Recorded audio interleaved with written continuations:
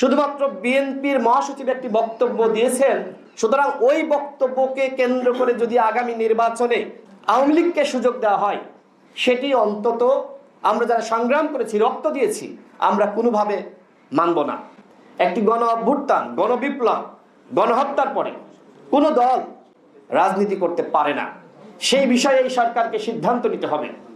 সরকার দায়িত্বে রয়েছে। এখন সিদ্ধান্ত যদি দলগুলোর উপর ছেড়ে দেয়, সেটি কি হবে? আমরা সরকারের বক্তব্য শুনেছি, সরকার প্রধানের বক্তব্য শুনেছি। তিনি বলেছেন যে বিএনপি চায় না, এই কারণে আমরা চাই না। What is this? আরো দল আছে, আপনি সকলকে ডাকেন। এই যে এখানে একটি গোল টেবিল আলোচনা, সবাইকে ডেকে আপনি মতামত নেন, তারপরে আপনি বলেন যে আপনি আওয়ামী লীগকে নিষিদ্ধ করবেন কি করবেন না। শুধুমাত্র বিএনপির মহাসচিব একটি বক্তব্য দিয়েছেন, সেটি রাজনৈতিক বক্তব্য। আমি মনে করি এটি বিএনপির দলীয় বক্তব্য না। জাতীয় পার্টিকে সুযোগ দেওয়ার ফলাফল আমরা দেখছি।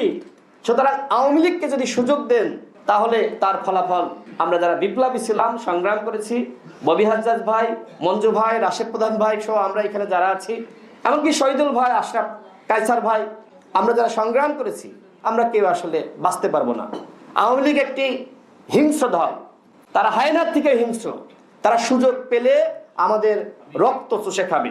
সুতরাং আমাদেরকে সিদ্ধান্ত নিতে হবে, আওয়ামী লীগ জাতীয় পার্টি সহ যারা গণহত্যাকারী এবং গণহত্যার দোষর, তাদের বিষয়ে রাজনৈতিক নেতৃবৃন্দকে সিদ্ধান্ত নিতে হবে, বিএনপিকে সিদ্ধান্ত নিতে হবে, জামাতকে সিদ্ধান্ত নিতে হবে, স্পষ্ট বক্তব্য দিতে হবে যে আপনারা কাদেরকে নির্বাচনে চান আর কাদেরকে চান না। আগামীতে কারা ইলেকশনে অংশ নিতে পারবে আর কারা পারবে না।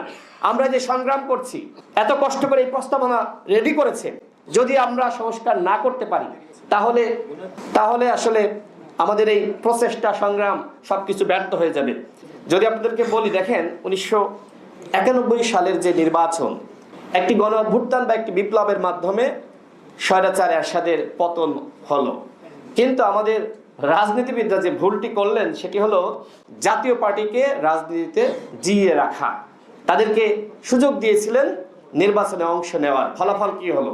ফলাফল ওই নির্বাচনে বিএনপি 140টি আসন পেল, আওয়ামী লীগ 88টি এবং জামাত 18টি এবং জাতীয় পার্টি তৃতীয় অবস্থান। পতনের পরেও 35টি আসন জাতীয় পার্টি পেয়েছিল। তার মানে সকল দলকেই দায় নিতে হবে জাতীয় পার্টিকে রাজনীতিতে ধরে রাখার জন্য, তাদেরকে জিইয়ে রাখার ফলাফল আজকে দেখেন। এই জাতীয় পার্টি আমাদের রাজনীতি কিভাবে নষ্ট করেছে, কিভাবে রাজনীতিকে এবং নেতাদেরকে বিক্রি করেছে। সুতরাং এইবার যদি আমরা একই ভুল করি, আমরা যতই প্রস্তাবনা দিই, চমৎকার একটি প্রস্তাবনা তারা দিয়েছে, অনেক ভেরি রিচ, অনেক কিছু এখানে আছে। যা যা আমরা চাই, আমাদের অন্তর্বর্তীকালীন সরকার যা করতে চাই, আমরা যা চাই, আমাদের মনের আকাঙ্ক্ষা এনডিএম এই বইয়ের মাধ্যমে তুলে ধরেছে।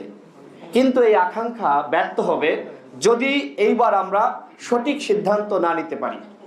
এইবার আওয়ামী লীগকে কোনোভাবেই জাতীয় পার্টির মতন সুযোগ দেওয়া যাবে না।